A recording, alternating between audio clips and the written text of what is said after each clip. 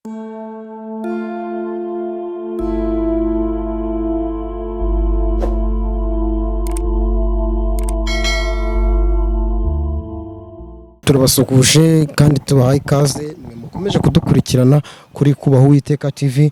Uyu mwanya ni wa mwanya twahariye rero kubagezaho ubutumwa bw'Imana, kubigisha, kubaha ibiganiro byiza.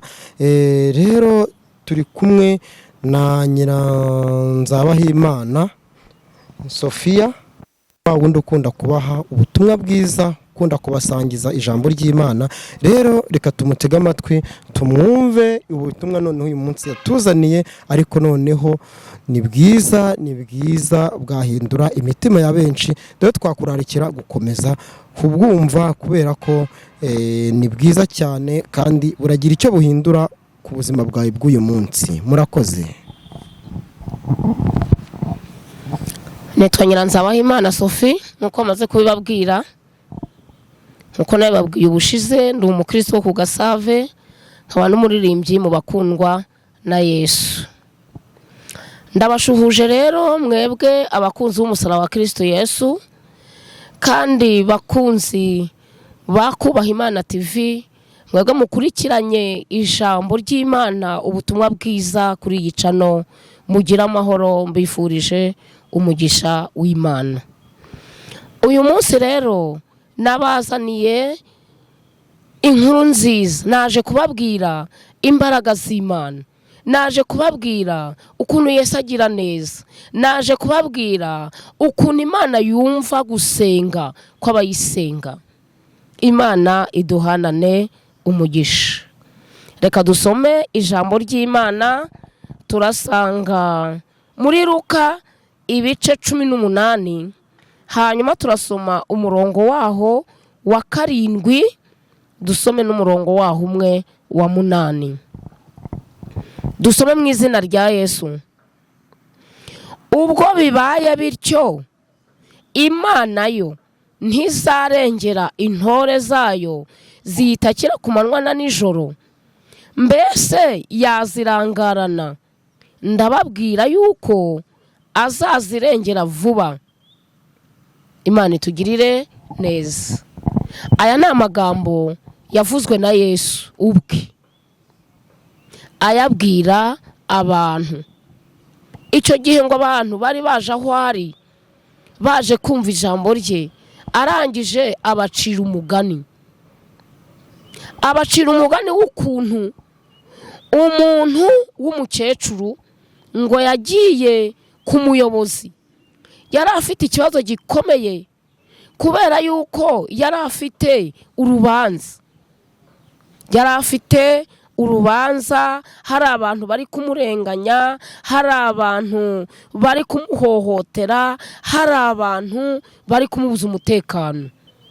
Ariko noneho aragenda asanga umuyobozi, aramubwira ati ndengera. Nuko ngo umuyobozi yanga kumwumva, asubirayo bwa kabiri yanga kumwumva. Noneho umukecuru aribwira ati reka nkomeze njyayo buri gihe. Ahari wenda uriya muyobozi, uriya muntu utubaha Imana azanyumva. Nuko ngo igihe cyarageze rero, wa muntu arambiwe ibirenge by'uwo mukecuru, arambiwe gukomanga kwe kwa buri gitondo, arambiwe kuza kwe kwa buri munsi, arambiwe. Nuko ngo amukemurira ikibazo, aramurengera. Haleluya! Nuko Yesu arangije aravuga ati niba umuntu utubaha Imana yarabashije kurengera umukecuru, mbese Imana yo izabura ite kurengera intore zayo ziyitakira ku manywa na nijoro? Imana itugirire neza. Ngiye kubaha ubuhamya butoya bw'ukuntu Imana yangiriye neza ikantuza muri uyu mujyi wa Kigali. Aho navukiye ni mu cyaro. Noneho rero igihe cyarageze, Imana itwemerera kuza gutura muri uyu mujyi wa Kigali. Twarahaje tumara igihe kirekire turi gukodesha, ariko igihe kiragera, umunsi umwe ari ku cyumweru, umuntu twari twegeranye aransuzugura, arambwira ati mama Shalomo, nta mupanga ugira ijambo, nushaka gutegeka uzategeke iwawe. Icyo gihe byari bigenze bite? Nari mfite abashyitsi bangendereye, abashyitsi bansuye, abashyitsi turimo dusangira ifunguro, nuko ngiye kubona mbona araje anyuzemo hagati ndetse aratwaye ibintu bibi cyane by'imyanda. Ndamubwira ariko iyo wihangana abashyitsi bakabanza bakagenda. Arangije arambwira ati nta mupanga ugira ijambo, nushaka gutegeka uzategeka iwawe. Imana itugirire neza. Nakiriye abashyitsi banjye rwose ntuje, bamaze kugenda nongera gutekereza kuri rya jambo, numva agahinda karansabye, numva amarira araguye, numva agahinda karanyije, nshaka ngatura ndamubura, ariko nibuka ko gusenga bikingura ijuru. Nicyo cyatumye muri ayo masaha y'umugoroba ngenda njya mu butayu, njya kuririra Imana, njya kuyibwira agahinda kanjye, kuko numvaga ningera imbere yayo nkasuka amarira, nkayibwira amaganya yanjye, Imana irabasha kunyumva. Koko rero nagiyeyo nyibwira amaganya yanjye, igihe kiza kugera numva muri njyewe hajemo umugambi mwiza, umugambi mwiza wo gupanga amashengesho y'iminsi 7, nyapangira aho hantu mu butayu, ndataha numva buri munsi nzajya ngira amasaha nkajyayo kugira ngo nongere mbwire Uwiteka ka gahinda, nongere mbwire ka kababaro. Imana idufashe. Nuko aho hantu nahise ngira igitekerezo, mbwira Uwiteka, ntushobora byose Mana, nta n'ikintu kibasha kurogoya imigambi yawe myiza. Imigambi dufiteho ni y'ibyiza, ntago ari ibibi nk'uko ijambo ryawe rivuga. None mwami w'abami, nje imbere yawe, nanyeje kugusaba iyanjye nzu. Narasenze, ubwo ndataha ngeze mu rugo, mbwira umutware wanjye uko byari byangendekeye, ariko mbona ntabyumvise neza, ariko ndamwihora kubw'agahinda kenshi n'umubabaro nari mfite. Bwarakeye ku wa mbere ndagenda njya gusenga, ariko nimugoroba ndamubwira nti rero ndifuza ko wampa umwanya nkakubwira akababaro kanjye. Nuko antega amatwi, ndamubwira nti rero ngewe umuntu yaransuzuguye, ambwira ko nta mupanga ugira ijambo, kandi ndi umukozi w'Imana. Nanjye rero tugiye kugabana imirimo, ugiye kujya ugenda ujye gushakisha inzu yo kugura, nanjye ngiye kurebe gushaka Imana.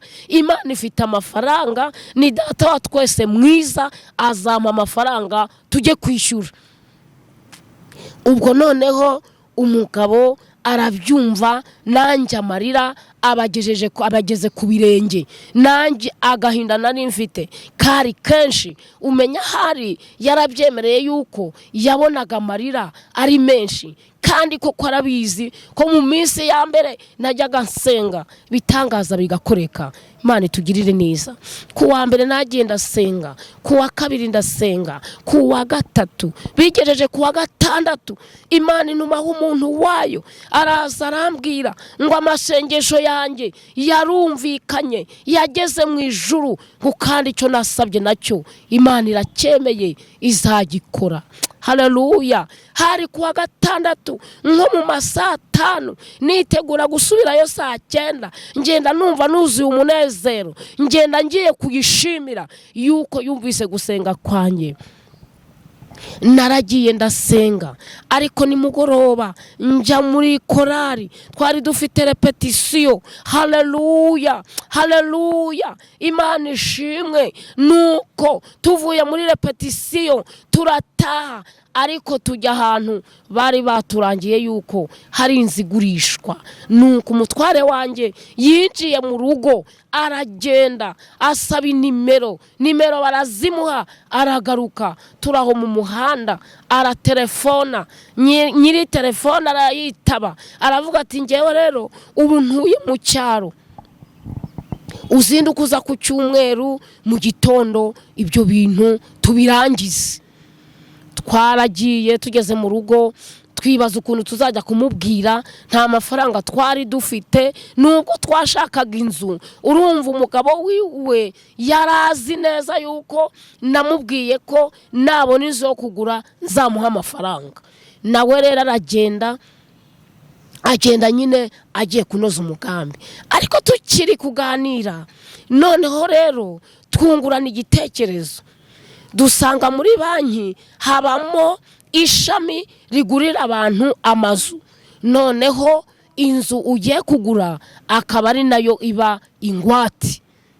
Iyo gahunda rero niyo yagendeyeho, aragenda asanga wa muntu mu cyaro, arabibabwira, nabo ntibatinze kubyemera. Bamaze kubyemera bamwandikira urwandiko rw'ubugure, bamuha n'icyemezo cy'ubutaka. Uwo munsi ku cyumweru ataha bitanye, kandi ari nawo munsi naragombaga kurangiza amashengesho.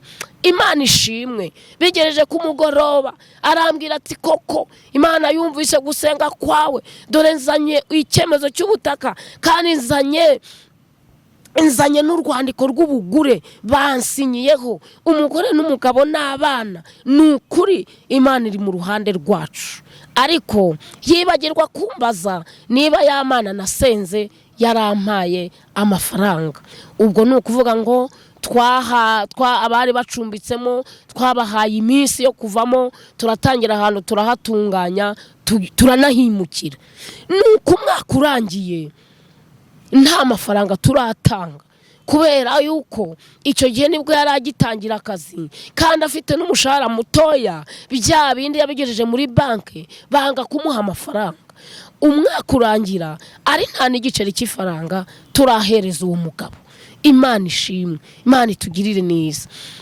Harimo iki gihe gikomeye, igihe kibi hano i Kigali birakomeye. Iyo urengeje umunsi umwe utarishyura amafaranga y'ubukode, hari igihe bazaga kuraho ingufuri cyangwa se bagasakambura ibati cyangwa bagakora ibindi bintu.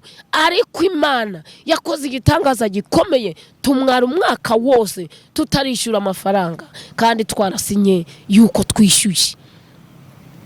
Imana itugirire neza. Hanyuma rero umwaka urangiye, nyiramazu yavuye mu cyaro araza aje kuturega, ashyikira ku baturanyi kuko yari asanze twebwe tudahari, twagiye mu kazi. Baramubwira bati rero aba bantu n'abarimu bataha nijoro pe, ubwo urategereza. Ariko arambiwe gutegereza, aragenda ajya ku muyobozi ajya kuturega. Amaze kujyayo rero kuturega, igihe cyarageze bamuhamagara kuri telefone. Nuko bamaze kumuhamagara kuri telefone, mbere yuko agenda ndamubwira ni rero genda ujye kuburana, nanjye ndasigara nsenga. Humuri yavuganye natwe ni inyamaboko, izaduha n'amafaranga twishyure.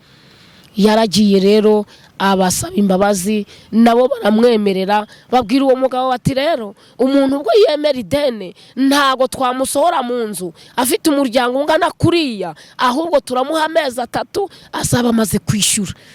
Nuko babyemeranywaho. Muri ya mezi 3 rero twasubiye kuri banki, noneho bemera kumuguriza 1 miliyoni. Hanyuma 1 miliyoni tuyishyira kuri konte ye. Umwaka urinda nanone urangira ari nta yandi mafaranga turabona. Ariko nyuma yaho Imana itugirira neza, nuko tubona umuntu utugurira imwe mu mitungo twari twarasize mu cyaro, nuko turishyura ideni rirarangira. Ndashimira Imana rero yuko ari Imana itabura uko igenza abantu bayubaha. Haleluya. Imana ntibura uko igenza abantu bayubaha. Dawidi we yigeze ayivugaho, aravuga ngo Imana ni nziza, ibereye mwiza wayubaha, n'abagenda batunganye mu mitima, ngo Imana ntizabasuzugura. Haleluya. Imana ifite amaboko, Imana igira imbabazi, Imana igira impuhwe, ndetse ijambo ryayo riravuga ngo ntibura uko igira, kubera ko ibambe ryayo ritabura. Imana itugirire neza. Ibambe ryayo ntiryabuze ku buzima bwanjye. Imana itabara umuryango wanjye. Nari narabyaye abana benshi, nibaza aho nzaberekeza, ariko kuko ariyo yatumye bavuka, yatumye mbona naho kubashyira. Ndashima Imana kuko ubu ngubu ntuye muri uyu mujyi wa Kigali, Imana ikaba yaranyemereye ikama nanjye aho gutura. rero ndakurarikira kwizera Imana. Wowe ukodesha ukaba unanijwe n'ubukode, wowe udafite inzu muri uyu mujyi wa Kigali, wowe wabuze ukugira, wowe udafite akazi, wowe urwaje, wowe ufite ikibazo, izera Imana, izera Umwami Yesu, kuko ijambo ryawe ryatubwiye ngo mbese ntizarengera intore zayo zihitakira ku manywa na nijoro. Ikibazo hepfo Yesu yarabajije ngo ese ko kubwo Imana yatinyuka kuzirangarana? Humura, senga. Gusenga bikingura ijuru, kuko Imana ubwayo mu ijambo ryayo yahakanye yuko itashobora kwima amatwi abayitakira, kandi niyananirwa kureba abantu bayiramburiye amaboko bayisaba. Yewe humura, Imana yumva gutaka kandi Imana ikumva gusenga. Yewe humura. Hanyuma umugabo witwa Elifazi yabwiye uwitwa Yobu ubwo yari yaragiye kumusura afite ibibazo. Yewe reka dusome ayo magambo, turasanga muri Yobu ibice 5 ku murongo wa 10 wa 9 ndetse no wa 10. Haravuga ngo nikora ibikomeye bitarondoreka n'ibitangaza bitabarika, niwe uvubira imvura ababi n'abeza, igasandaza amazi mu mirima, nishyira hejuru aboroheje kandi n'ababoroga ibashyira mu mahoro. Imana itugirire neza. Uwo uboroga, uwo urira, Imana iragushyira mu mahoro, kandi izera yuko Imana ikora ibitangaza bitabarika bitarondoreka. Haleluya. Hanyuma nurangiza ufata igihe uyegere, kubera ko kwegera Imana bizana ibisubizo, kandi mwituze no mwihumure niho ibisubizo bibonekera. Humura, Yesu aragukunda, agutegeye amaboko kugira ngo aguhe n'ibyo ukeneye byo mu mubiri. Mwakire neza ijambo ry'Imana. Reka dusenga Imana. Mana ishobora byose, Mana ikomeye, Mana yumva gusenga kw'abayisenga, Mana yumva gutaka kw'abataka, Mana yumva kurira kw'abarira. Humugisha abantu bose bumvisha ubu buhamya, bakaba bategeye amatwi ijambo ryawe, maze abafite ibibazo abo ngabo ubagirire neza, kandi abarira abo ngabo bahoze, abafite ibibazo by'uburwayi abo ngabo bakize. Narakubonye ukora imirimo, nakubonye ugira neza, wampaye inzu mu minsi 7 urayinkopa ari nta mafaranga ntanze. Ibyo bitabaho mu cyaro, ntibibeho no mu uyu mujyi. Wowe ukora ibyo abantu batabasha, ukora n'ibyo abantu batashobora gukora. Rero Kristo mwiza, reka ihumure ryawe, reka amahoro yawe amanukire mu bisi bose babashe kumva ubutumwa n'abazabwumva hanyuma izina rya Yesu Kristo rihabwa icyubahiro. Urakoze cyane Mwami, kuko wumva gutaka k'umuntu wese, kandi umugozi umuboshye ukawubohora mu izina rya Yesu Kristo. Amen.